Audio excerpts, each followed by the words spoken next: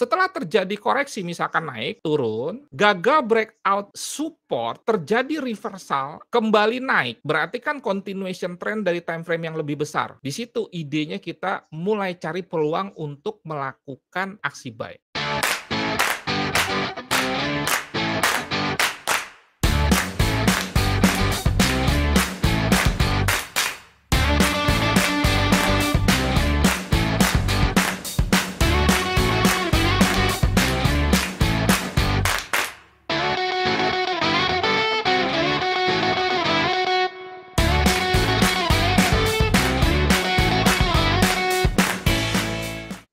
Oke, sekarang terakhir, metode atau strategi tradingnya.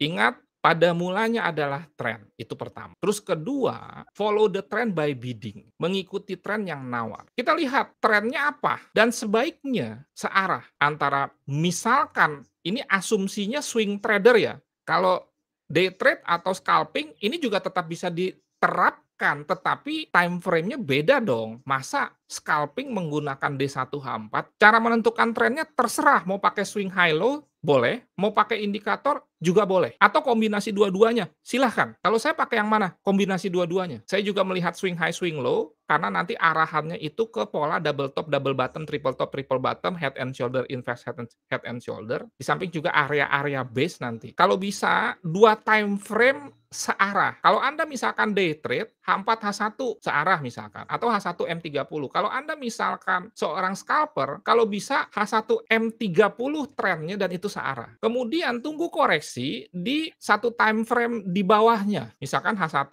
M30 M15. Setelah terjadi koreksi misalkan naik, turun, gagal breakout support, terjadi reversal atau bounce, kembali naik, berarti kan continuation trend dari time frame yang lebih besar. Di situ idenya kita mulai cari peluang untuk melakukan dalam hal ini aksi buy. Contoh misalkan ya, sebelum kita ke yang 3, di bulan Februari saya sudah sharing mengenai Elliott Wave Gold. Ingat, Elliott Wave itu sebetulnya sejatinya tuh untuk long term. Nah, ini masih on the track loh. Di sini saya bilang secara weekly sedang berada di wave 4. Wave 4 ini memang ranging, lama nih wave 4 ini. Penurunannya di sini kira-kira bisa sampai ke sini. Ini udah dibuat dan Anda bisa lihat videonya di YouTube. Contoh misalkan kita lihat di D1. Di D1 ini kan trend goldnya turun. Mau pakai cara apapun, D1 tuh turun. Swing high, swing low. Puncak, puncak, puncak, puncak. Ada 4 puncak yang semakin turun. Lembah, lembah, lembah. Ada 3 lembah yang semakin turun. Downtrend. Mau pakai kombinasi 5 EMA untuk lebih terkonfirmasi, turun. Closing candle rata-rata di bawah semua EMA, EMA 10 paling bawah. Oke. Sekarang kita lihat H4-nya. Trennya apa? Turun juga kah? Puncak sedang melakukan koreksi ini. Jadi target kita mau nge-sell karena D1 H4-nya trennya turun. Sekarang kita lihat misalkan di H1-nya setelah mengalami kenaikan koreksi, kapan dia balik tren dari H1 ini menjadi turun. Berarti kan reversal H1, tetapi continuation trend dari H4. Karena kalau kita bicara major trend D1, H4 secondary reaction, secondary trend itu turun. Di H1-nya ini naik, ini minor. Jadi tunggu konfirmasi ini turun. Konfirmasinya bagaimana? Poin yang ketiga, idenya dulu tangkap. Sebetulnya mau pakai metode apapun nanti dalam menentukan support and resistance, prinsip ini bisa dilakukan. Prinsip apa ini? Follow the trend by bidding. Ingat, pembalikan tren itu diawali dari time frame yang lebih kecil. Tetapi, pembalikan tren di time frame yang lebih kecil, misalkan H1, itu tidak serta-merta membalikan tren di H4 dan D1 dong. Dan sekali lagi juga ini bisa diterapkan untuk day trading atau scalping. Nah, terakhir, entry di H1 saat harga tertahan, berarti kan dalam kasus sell, harga tertahan di resisten dong, dan atau terbentuk chart atau candlestick pattern. Misalkan dia naik terhambat di EMA 100-200. Ini contoh, ini alternatif. Bisa salah satu dari 3 ini, bisa kombinasi 2, bisa kombinasi 3-3-nya. Itu yang the best dalam tanda kutip. Udah kepentok EMA 200 nggak bisa naik. Terus di situ juga ada history high sebelumnya. Terus terjadilah pola bearish engulfing atau ada bearish pin bar atau ada 3 inside down entry. Dalam contoh ini, EMA 200-nya udah dijebol, berarti yang satu ini coret. Kita lihat, ada nggak history high sebelumnya? Ini misalkan history high sebelumnya. Ini sudah di breakout di candle ini. Ini bisa juga menjadi area. Saya ambil ini dan ini. Ada high, ada low. Ini udah di breakout. Walaupun di breakout lagi nih ke bawah nih. Kemudian nanti bisa juga di sini. Ini history high.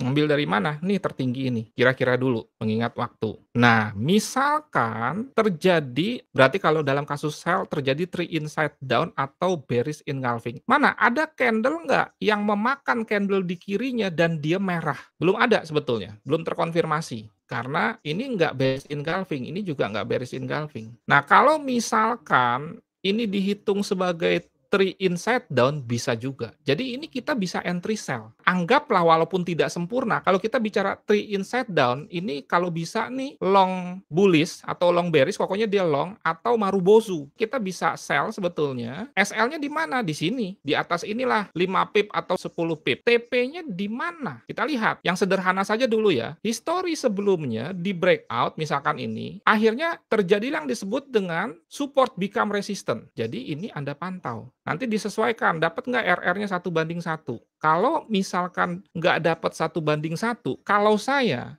tidak standar, tidak harus, saya tunggu agak naik dulu ke sini. Masuk, anggaplah ini mother candle-nya nih, anggaplah ya, walaupun ini nggak sempurna nih, untuk memenuhi RR 1:1. Jadi kalau misalkan kita pakai ini ya, short position, misalkan kita entry di sini, misalkan SL-nya di sini, TP-nya di sini, imbang nggak ini? Ini di sini kan, nih, kita lihat. Risk-nya 60, reward-nya 40, nggak imbang. Tunggu naik dulu ke sini. Jadi dengan nawar akan menekan risk, otomatis menaikkan reward. Oke, saya rasa cukup ya. Terima kasih, saya kembalikan kepada Pak Tommy. Mohon maaf Pak Tommy, waktunya lewat. Mohon maaf juga teman-teman, kalau Anda bosan karena waktunya lebih dari 1 jam, silakan Pak Tommy. Iya, gak apa-apa Pak Nofri. Soalnya materi malam ini sangat cukup membantu ya. Pak Nofri, ini kita tadi sudah ada dapat beberapa pertanyaan nih. Pertanyaannya cukup menarik juga. Mungkin bisa kita mulai di pertanyaan nomor 1 ya. Tadi Pak Nofri bilang target bulanan 5%. Kalau dalam 1-2 hari tercapai, sisa yang 18 hari trading, itu bagaimana Pak? Di dalam menyampaikan sesuatu, saya selalu berlandaskan sektor real. Dan saya juga pernah jadi pengusaha, pedagang, dan lain sebagainya. Jadi kita bawakan saja ke dagang. Misalkan Anda dagang buka toko, target profit Anda 5% per bulan. Di hari ke-15 sudah tercapai. Kira-kira Anda mau terus buka toko atau tutup toko? Jadi nggak standar, ini bergantung masing-masing orang. Dan masing-masing punya konsekuensi positif negatif. Kalau misalkan Anda sudah dapat 5-10% per bulan dan itu sudah mencapai target tetapi baru di tengah bulan terus Anda lanjut dagang atau trading, maka ada 2 kemungkinan. Pertama, profit Anda bertambah besar. Kedua, profit Anda berkurang sampai dengan akhir bulan atau hilang atau bahkan rugi. Jadi itu termasuk profil risiko, terserah Anda. Lantas, kalau ditanyakan ke saya sih lanjut. Tetapi ada teman saya yang dapat target ya sudah. Jadi ngapain dong? Ya dia melakukan aktivitas lain. Misalkan dia kembali melakukan trading tapi di demo account. Boleh dong, boleh aja. Untuk Benar. menajamkan metodenya.